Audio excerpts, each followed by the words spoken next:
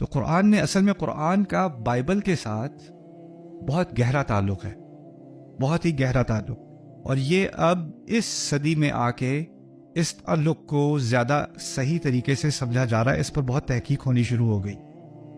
وہ کیوں؟ کیونکہ قرآن اللہ تعالیٰ کی آخری کتاب ہے، اور اس کتاب کے مقاصد بھی اس کا ایک مقصد یہ تھا کہ جو تحریفات پچھلی کتابوں میں کی گئی ان تحریفات کا جواب دینا۔ جو مغربی تہذیب ہے نا، انہوں نے بھی قرآن کا مطالعہ کیا ہے، اور وہ بائبل کو تو صدیوں سے جانتے ہیں ہم سے پہلے، لیکن بعد میں جب انہوں نے قرآن کا مطالعہ کیا تو ان کو بھی نظر آیا کہ قرآن بھی ابراہیم کی بات کر رہا ہے، بائبل میں بھی ابراہیم ہے، قرآن بھی نوح کی بات کر رہا ہے، بائبل میں بھی نوح ہے نا۔ تو انہوں نے اس پر پی ایچ ڈیز کی، پوری تحقیقیں کی، پورے کمپیریٹیو انالیسس کیے، ایک طرف اس کو رکھ کے ایک طرف اس کو رکھ کے، تو وہ کچھ نتائج پر پہنچے۔ مغربی علماء، غیر مسلم علماء کچھ نتائج پہ پہنچے۔ ان کے نتائج یہ ہیں کہ جو قرآن میں بات ہو رہی ہے نا، یہ اصل میں اس شخص محمد صلی اللہ علیہ وسلم، ہم تو صلی اللہ علیہ وسلم کہیں گے، یا جنہوں نے بھی قرآن لکھا، یہ کافر کی زبان میں کہہ رہا ہوں، جنہوں نے بھی یہ قرآن لکھا انہوں نے پوری کاپی کی۔ ان کو کچھ قصہ سمجھ نہیں آیا، کچھ حصہ یہاں سے لیا وہاں سے لیا، گٹھ جوڑ کے بنا دیا۔ جو بائبل کا قصہ ہے وہ صحیح طرح سے کاپی نہیں کیا قرآن نے، کیونکہ قرآن کے ابراہیم کے واقعے میں اور بائبل کے ابراہیم کے واقعے میں فرق ہے کہ نہیں ہے؟ تو ان کے دماغ میں کیا ہے کہ تاریخی زیادہ صحیح ریکارڈ کس کا ہے؟ بائبل کا۔ تو قرآن نے اس سے اختلاف کیا، تو قرآن کے لکھنے والوں کو کچھ غلطی ہو گئی ہوگی، ان کو صحیح طرح سے ان کا حافظہ نہیں تھا، تو انہوں نے اپنی طرف سے بھی کچھ بیچ میں ڈال دیا۔ یہ ان کا پہلا رسپانس تھا قرآن کے معاملے میں۔ لیکن پچھلے 20-30 سال میں مغربی تہذیب میں، مغربی علماء میں بھی ایک بہت بڑی تبدیلی آئی ہے، بہت بڑی۔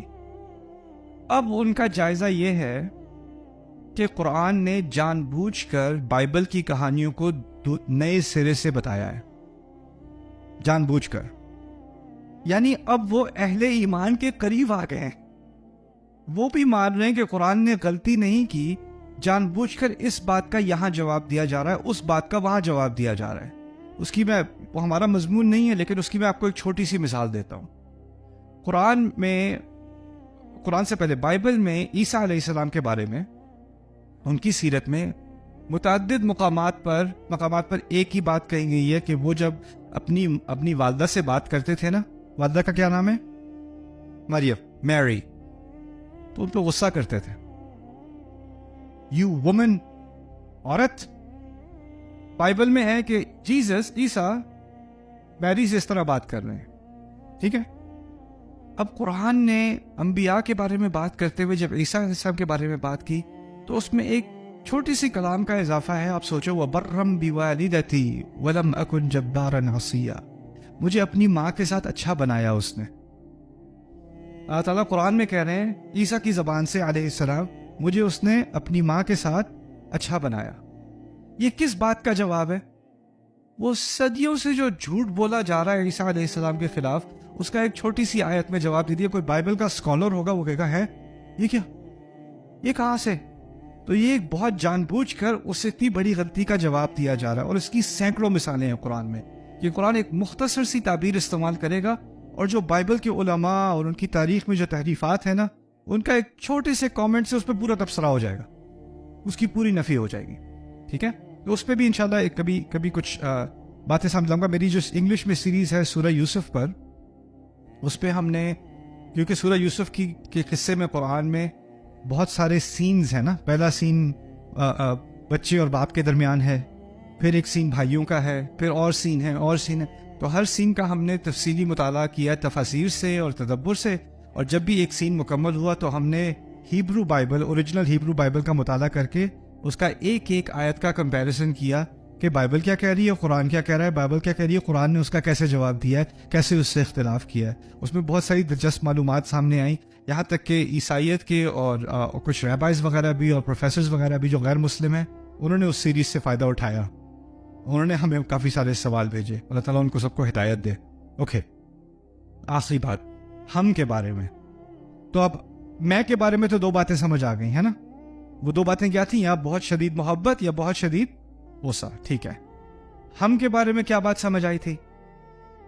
بادشاہت۔ لیکن پھر بھی ہم میں ہو سکتا ہے کسی کو گمان ہو کہ اگر وہ ہم کا لفظ سنے تو اس کو غلط خیال کہیں نہ کہیں آ جائے، اندیشے کا امکان ہے. پھر بھی تو اللہ تعالیٰ نے اپنے اس کلام میں کیا کیا، جہاں بھی ہم کا لفظ استعمال کیا اپنے لیے، وہاں یا اس سے فوراً پہلے یا اس سے فوراً بعد بات واضح کر دی کہ رب ایک ہی ہے. اب دیکھنا، انا اعطیناک الکوثر، ہم نے کوثر نازل کی، آپ کو کوثر دی. ٹھیک ہے، کیا لفظ استعمال ہو رہا ہے؟ ہم. اگلی آیت ہونی چاہیے تھی فصلی لنا، ہم نے کوثر دی تو ہمارے لیے نماز پڑھیں.